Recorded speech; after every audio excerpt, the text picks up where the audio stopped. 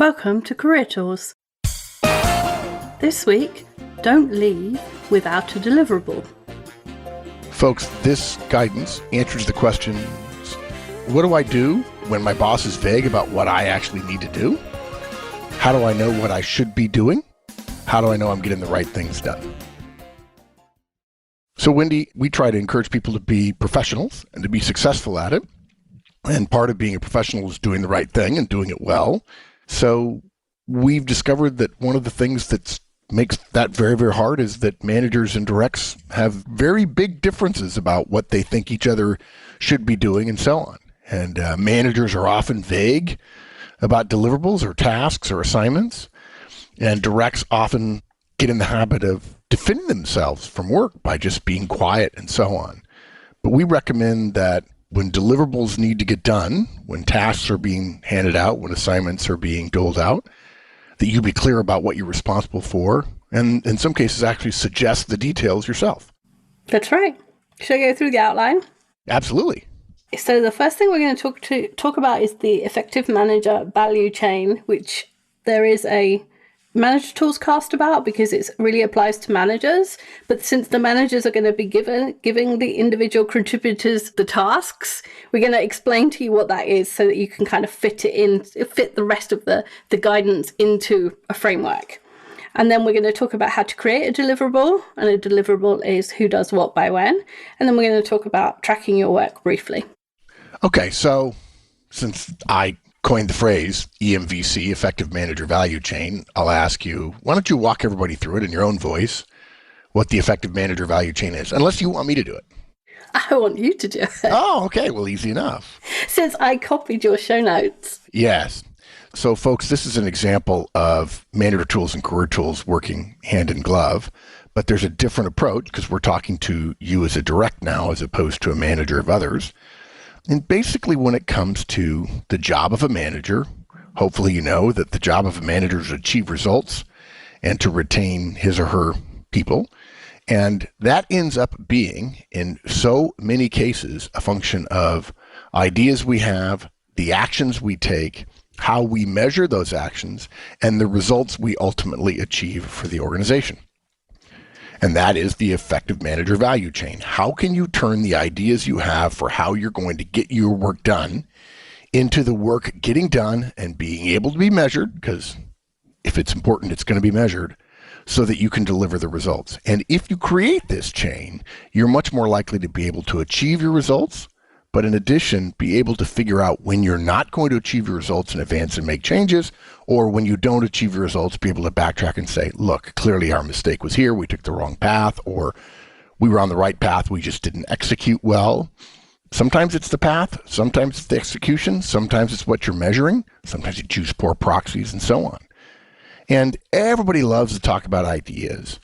Everybody loves Facebook and iPhones and Macintoshes and Thomas Edison, the light bulb, and GE, and, SpaceX, Dragon and Falcon, the rockets, Selfridges, Daimler and Benz, who are the start of the modern car industry, even before Henry Ford. The idea is what's so exciting about those organizations, but it takes a lot more than just the idea to serve society as an organization. Oh, there's a lot of high eyes who are now in shock. I thought my job was just to come up with ideas. Yeah. And you could make a case that everyone's approach to work is a function of what they think is most important. Is it the idea? Is it the activity? The high I would say it's the idea. The high D would say it's the activity. The high C would say it's metrics.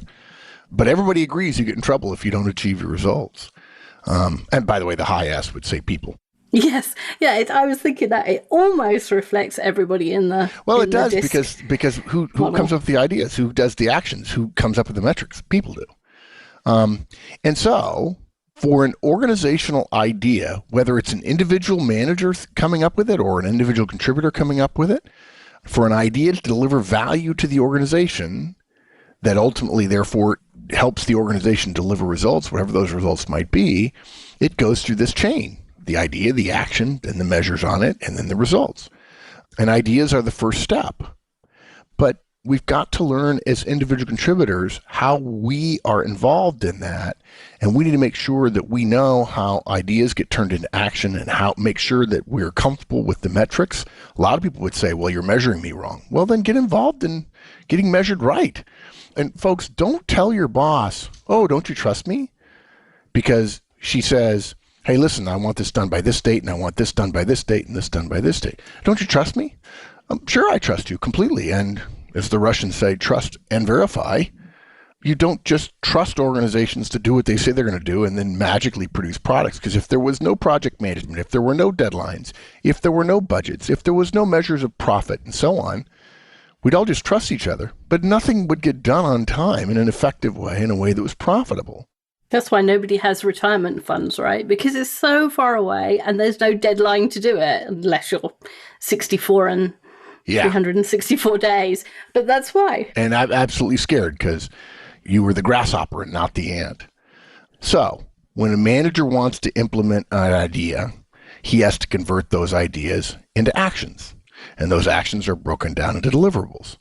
So if you're the individual contributor, if you report to a manager who is thinking about something, or maybe we should do X or we should do Y or so on, it's great to have those brainstorming discussions. Let's just throw things on the wall and figure them out. But your role as a member of a team is to help those ideas get acted upon. Sometimes the action is doing nothing. That's fine. But the vast majority of the time, there are actions to be taken. And if actions are going to be taken, we need to make sure in terms of how we talk about them and then how we enact them and how we measure them, that the idea is linked to an action. The action's measurable, it's clear, it has a deadline, and so on. And this cast is essentially about helping you as a direct make sure that you and your boss both know what you're responsible for, what it is, when it's due, who's doing it, obviously you. And sometimes managers aren't really good at turning ideas into actions. They say things like, hey, we need to work on this. And everybody nods their head, but everybody knows deep down in their heart of hearts that nobody actually got asked to do it. And so they all have a legitimate case to say the next day, oh, I didn't know you want me to do that. Well, you didn't say me, or, it wasn't clear what you wanted to do, and I figured you're going to get back to me or something. And the manager gets frustrated and so on. So individual contributors have a responsibility to help managers make that first jump from ideas into actions in the effective manager value chain.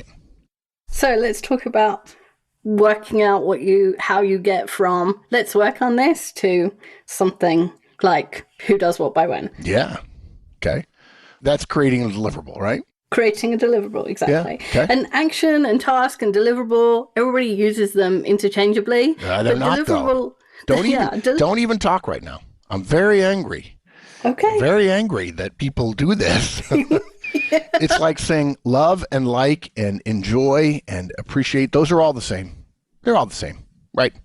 Yeah. I like that. I love that. Well, those are two different things. Isn't there 4 forms of love in Greek thought? Yeah. Well, look, if you're an intelligent person, you don't use one word when there's a better word to be more precise in terms of helping other people understand. And when the complexity we have in the business world today, in the professional and organizational world today, you can't just throw things around loosely. And you've had it happen before.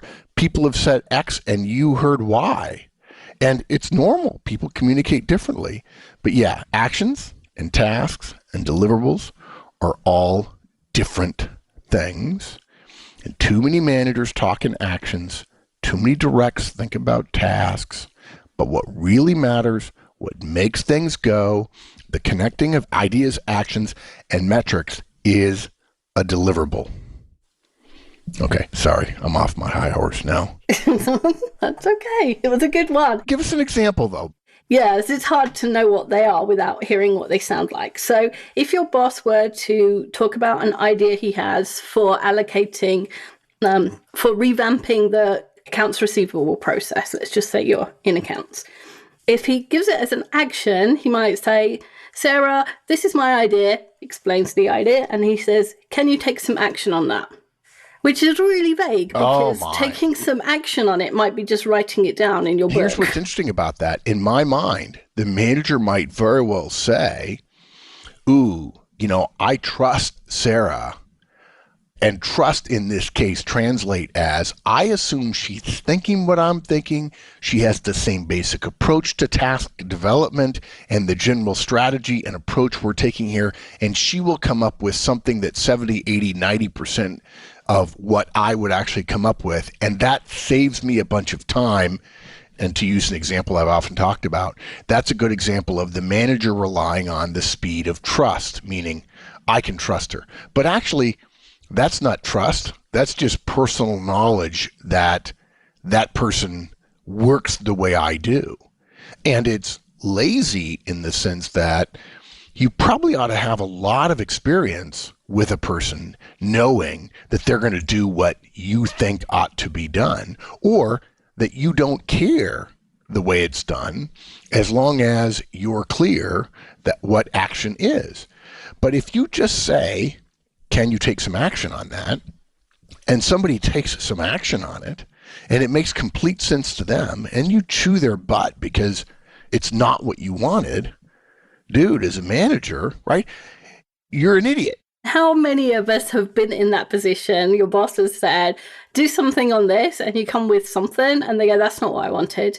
And you just want to bang your head against a wall. Yeah, and look, again, if your manager says, can you take some action on that? You ought to have a big red exclamation point above you in your cartoon version of your life saying, uh-oh, there's risk here. I don't know what she means. I don't know when she means it. I don't know what her thrust or focus or anything else is. Equally bad is assigning it as a task. So saying, hey, Sarah, here's my idea, explains the idea, and then says, can you get that done? Well, to be clear, you're saying that the idea is actually a thing to do. Yeah, but most ideas aren't one thing to do, are they? They're projects. Yeah. And so can you get that done is an incredibly vague question. You know, Right. Can I get it done in the next millennia? Maybe. And again, folks, we're trying to protect you against the idea, the boss who says, I trust my people, but then you end up having to guess at what he or she wants. And you might want to drill down at that moment and say, sure, I see doing this and this and this and this and this and this and this by this and this and this and this and this. And now you're in a discussion with your boss, which is much more likely to produce clarity for you. And no offense, as Wendy's alluded to before with the retirement example, if everything you come up with is going to take you 3 weeks, you're not going to do anything for 2.5 weeks. I mean, that's what the data say. Because probably what you've done is stated a task that has a series of subtasks, and the totality of the task has 25 things in it, all of which are steps that need to be done, and you ought to be drilling down. But okay, I'm getting ahead. Okay, so here's what it sounds as a deliverable, and it's completely different. Even on the show notes, it takes 4 lines instead of 1. So, Sarah, here's my idea, explains the idea. Please, would you do some preliminary analysis on the number of accounts we have in good standing and at 60, 90, and 120 days overdue? I'll need it by Thursday the 22nd at noon. Then we can look at the work needed to implement the idea. It's like really specific task. It has a due date. And you know what's going to happen next. Actually, can I just tweak it a little bit? Because Yes. This is, again, I think what we're doing is we're helping the boss get better each time. But I would argue that that's almost not, or it is almost a deliverable. It's very, very close. And the reason why, he says, I'll need it by Thursday the 22nd at noon. That is different than making it a deliverable and saying, would you please email it to me? Would you please send it to me by Thursday the 22nd at noon? Again, folks, if you're a manager listening to this, you know what it's like to assign work and have someone do it but not tell you it's done and then go looking for it. Or even if it is or is not done, a manager spending time looking for the work is a waste of time. We want the person who does the work to be the one reporting on the work, and work has no value in organizations if you've done it but nobody else knows it's done, because then they can't put your work together with theirs to produce some output. Now you might say to yourself, well, but I did it and I'm off the hook. Yes, but that makes the organization cease to exist because it's all about the tyranny of the individual. We don't recommend the tyranny of the organization, but if you're part of an organization, as I like to tell clients all the time when I'm consulting, about 20 to 25% of everybody's life in the organization is a form of paying a tariff to the organization. You don't just get to do what you want to do. You have to do what you want to do in a way that serves the organization. And that means not just doing your work, but also reporting on that work. Doing the work without reporting on it is not useful to the organization. You feel good that it's done, but it has no value if it's not done. It's the equivalent of taking the wrapper off of a lollipop, but not licking it. You've taken that wrapper off. One assumes you want the taste of the lollipop, but if you never lick it, you didn't deliver any value to your taste buds there. And, I say this all the time. I make a joke about all my years working in Silicon Valley and in software development organizations and so on. And I say, when your developer, and many other people, not just developers, I pick on them because they were really kind of first, because software was really where the idea of a deliverable existed, because software is written electronically, whereas, at least after batch processing, whereas physical goods are not done electronically, they're actually physically produced. And when the software developer says to the manager, after the manager says, here's how I want you to report on this, here's how I want you to comment on your code, when the developer says, what do you want me to do? Do you want me to do my work, or do you want me to report on it? The answer of the manager is yes. Meaning, I'm sorry, the work without the reporting is waste. It's not good. So we want to be clear. I'll need it by Thursday the 22nd at noon is almost a good deliverable. The right deliverable is, please send me that analysis by Thursday the 22nd at noon. And now, if Sarah's done it, but she hasn't sent it to you, she hasn't met her deliverable. And that deliverable isn't just better because it's longer. It's not that there were more words in it. It's better because it's specific and Sarah knows what she's supposed to do and how she's supposed to report it and when it has to be done by. Yeah, I also think it does something else too. Managers say, and individuals say all the time, well, I want to be trusted, or, I want my boss to trust me. And then they also say, but sometimes I want to be trained. This is how you train people. The manager's done this before with this idea on accounts in good standing. The direct perhaps hasn't. And so the manager does this, and the direct goes, oh, okay. And now the direct next week tells his boyfriend or girlfriend, he says, by the way, if you ever do this situation, I know how to do it now. You do this. This is what you do. And one of the things that managers make a mistake on is forgetting when they learn things. So much of our learning, so much of our development at work is done through our daily tasks. I think the number is 80%. The generally accepted number is 80% of professional development happens related to your actual day-to-day work. Only 20% happens through training, including stuff like ours, which we think is pretty good. Effective manager, effective communications, effective interviewer conferences. Only 20% happens in training or in special schooling or something like that. The majority of your development happens at work, and managers are trainers. But you don't have to train people by taking them to a training class. You can model for them how you would do it. So now your direct knows what you've already learned how to do. Hey, if we're going to do this analysis, clearly we have to have the 60-day, the 90-day, the 120-day overdue stuff versus current to see whether or not we have a problem. And I got to tell you, when I first started, I didn't know that. And you shouldn't assume that your directs will magically know it if you're a manager. So the point of this is, if you're thinking this manager is being too specific, no, she's not. She's helping somebody who may not have done this before. Now, if Wendy's my boss and she's signing this to me, if I'm playing the role of Sarah here, and Wendy knows I've done this 20 times, she could say something different along the lines of, we've done a preliminary analysis before. Send me a list of what your tasks are by the end of the day. Or she could say something like, Mark, remember, we want to do this the same way we did with problem X we had 3 months ago. I think our first couple of steps are this, and next time we meet in our one-on-one, we'll do this and this and this, and you'll report to me that they're done as well. And I think it's important that people recognize that The manager is not saying, I don't trust you. The manager is saying, I want to be clear about what the standards are. I'm not going to tell you exactly how to do all that stuff. I am going to give you some parameters, but I'm not going to tell you every single detail. I'm not going to tell you when to do it. I'm not going to look over your shoulder and tell you how to do it. And for those of you who think this is micromanaging, if a manager were to do this to you, it's not. The average person in corporate America, in organizational America, or corporate world, anywhere in the world today, is grossly undermanaged. As an individual contributor, you have two choices. Either your manager can do this to you and you can call it micromanaging, or you can do work based on the vague statement and bang your head against the wall. Yeah. And I know which one I would choose. Or the other thing you can do is say, okay, hey, thanks, boss. I got that. Here are what I think my first steps are. And if you've never done it before, you could say, you know what?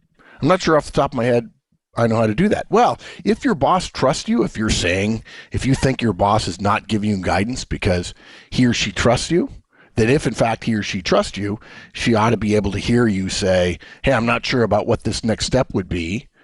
Can you help me? And they say, fine. If you've never done this before, that's fine. I forgot. I thought everybody had done it on the team. That's fine.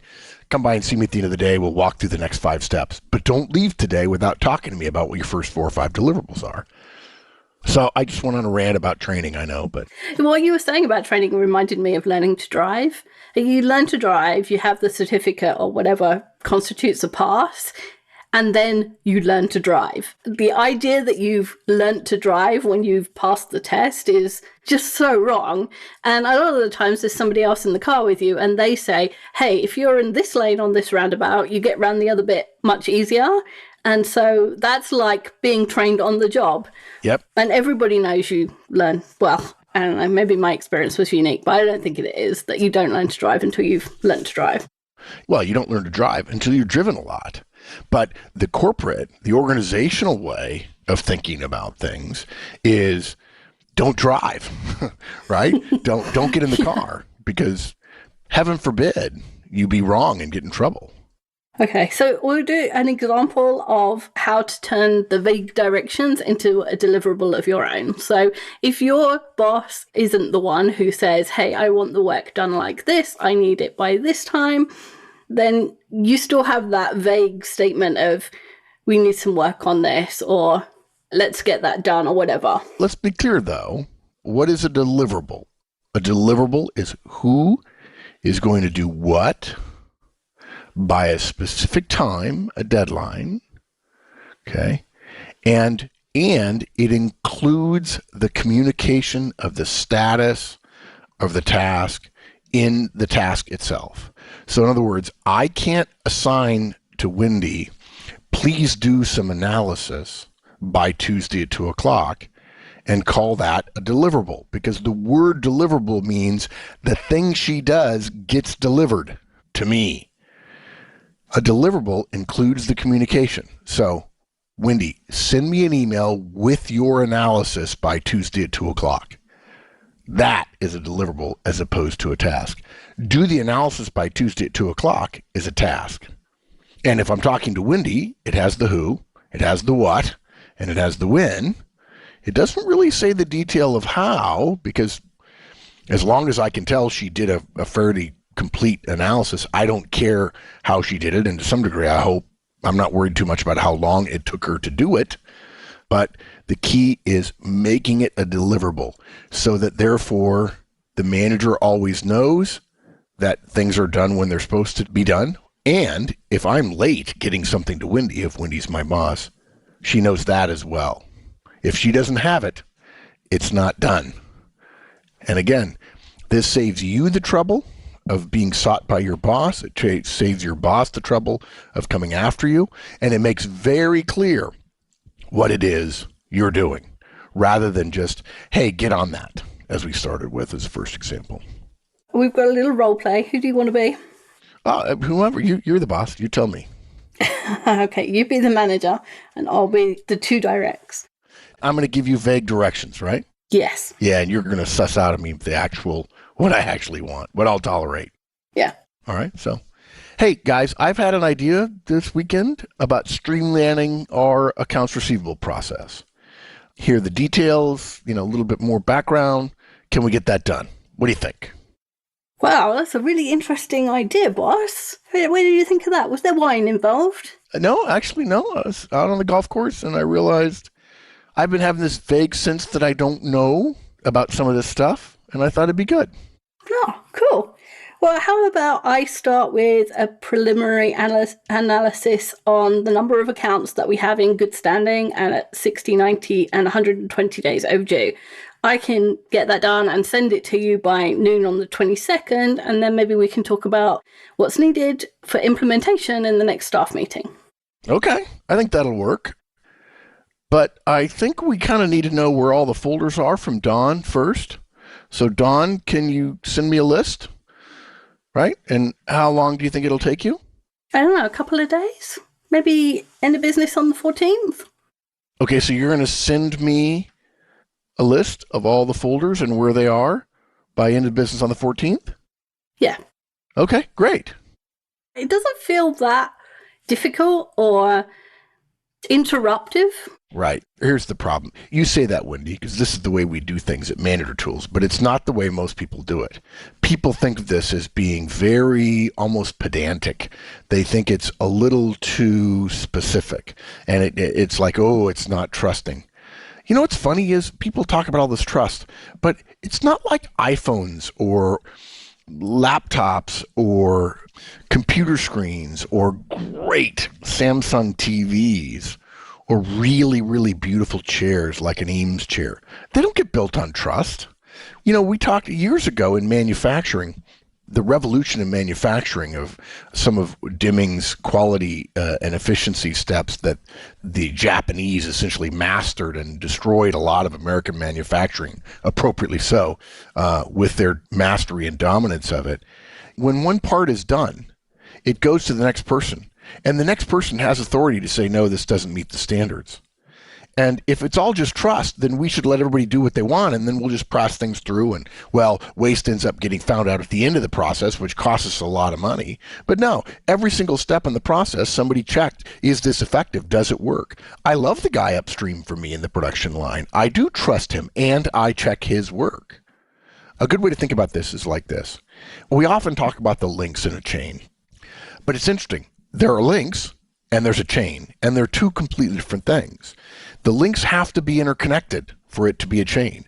Really powerful links that are not interconnected are not a chain and don't connect and don't work. So when you're talking about ideas and you think, oh, actions are different. Yeah, they are different. You engage with actions differently than you do with ideas.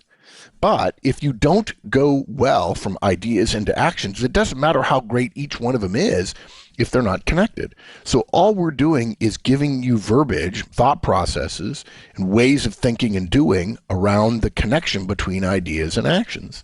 And this is how it's done. Now, maybe it's not done this way if you're the CEO of a company and you tell your EVP, okay, I really want significant investment in South America. But on the other hand, those two people both make $5 million a year, and the EVP of the part of the world that controls that South America is in for this company knows that if she doesn't do her job well, she'll get fired. Okay? And by the way, she's at the end of a 30-year career. She should know all that stuff. The assumption that a 22, 25, 28, 30, 32, 35-year-old person should know all that stuff is ludicrous. It's poppycock. We shouldn't even entertain that idea. I think you said in the example that end of business on the 14th is a good idea. And end of business is such a time. Like, whenever you have an essay that's due in the end of the day, well, of course, that means like the next morning. Yeah. Or if it's Friday night, you know you've got till Monday morning because the person's not going to know that you sent it. Well, now they do from email. But when I was at school, there wasn't email. So if you had it in their little mailbox by Monday morning before they came in, they never knew that you actually finished. You didn't actually finish it on Friday. We recommend that it be a specific time. And if you don't want to do that, if you think that's too detailed and you want to, say just end of day today, just understand that you're always asking for it the next morning. And if you leave at 5 and somebody else leaves at 8 and they go home intending to finish it up before midnight and then they fall asleep or they have a family emergency, are you going to excoriate them for their family emergency? Probably not. And if you're in bed at midnight, does it do any good that the person didn't do it by 11? Because you're not going to be able to use it. You're not going to be able to be communicated to until 7 a.m. the next morning when you're finally checking email. So better to assign tasks before the end of the business day or first thing the next morning to give a person the chance to work on it the night before. Point being, what we want to do here is we want to be clear about what the task is. And if your boss has assigned you something and it's vague, you can ask questions back. Okay, how does this sound? I'll do this and this and this and this by this date, this date, this date, this date, and I'll communicate them all back to you. And the boss goes, yeah. And now, by the way, you know exactly what you're supposed to be doing. You're much less likely to put it off and then create a problem and then hope your boss doesn't check. And if you choose simple tasks and give yourself reasonably short deadlines, you can get it done by chunking it down into something that's achievable, and you get a lot of early wins. And your boss says, wow, I gave Wendy agree to do 4 things, and she did all 4 of them. I love that. That's how it's done. Before we end, we just wanted to say something about tracking your work, because if you've got a bunch of deliverables, it becomes very quickly very difficult to keep them all in your head and know when you're supposed to have things done by, which means that you have to have broken down the work and started much earlier. And it's not enough just to create the deliverables from your bosses, get that done. You have to do the work and you have to know how you're doing against the deliverables. Because if he comes down and says, hey, that thing I asked you to get it done, like how done is it? And sometimes you can't answer if you haven't kept track. Yeah, and we don't really think there's the best way to keep track. Some people keep handwritten notes. Wendy, I think you keep a handwritten list of to-dos. I have a handwritten list. Yeah, I don't have a handwritten list. I use OmniFocus. And I have a notebook where I keep track sometimes if I'm somewhere where OmniFocus wouldn't be useful, but that's pretty rare. You can use a spreadsheet. You can use all kinds of software. You can use Remember the Milk or Things, or you could use the task function in your calendar. All of those things are fine, but you're obligated to know what the status of your work is. It's completely fine if you're in the middle of a task that's only going to take you 20 minutes over the course of 2 days for you to be able to remember it in your short-term memory. There's nothing wrong with that either. But don't be surprised if your boss asks, and don't be rude if your boss asks, because your boss is responsible for it. Maybe it popped into his head. Maybe he knows he's walking into a meeting with his counterpart who's going to ask. Hopefully he doesn't need a PowerPoint presentation on your status, but a quick, hey, give me a quick update on X. I've had people actually say, what, you don't trust me? Yeah, of course I trust you. If I didn't trust you, I wouldn't have you working on X. I'd be doing it myself, and I could save your salary. Of course I trust you. I keep paying you. Yeah, I just want to know. Yeah, I just want to know. And what's funny is I know a lot of directs who spend an awful lot of time getting annoyed about their boss asking about things. But those same directs don't have any problem saying, hey, boss, what's coming up? How did that meeting go? What about this? We want to know more about this. Which way the wind's blowing on this thing? I heard about layoffs. What about that? It's like, wait a minute. If you're going to ask your boss about stuff he or she's working on, why are you going to get angry if your boss asks you about what you're working on?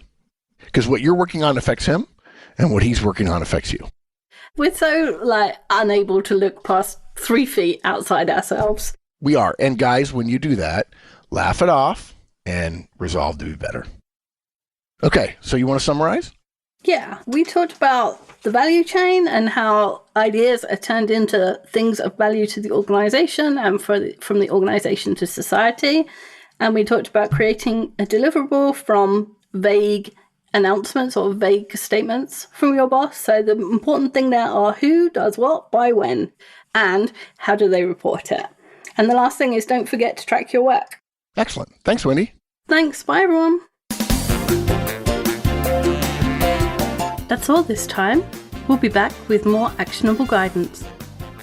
Career Tools produces actionable guidance for professionals every week.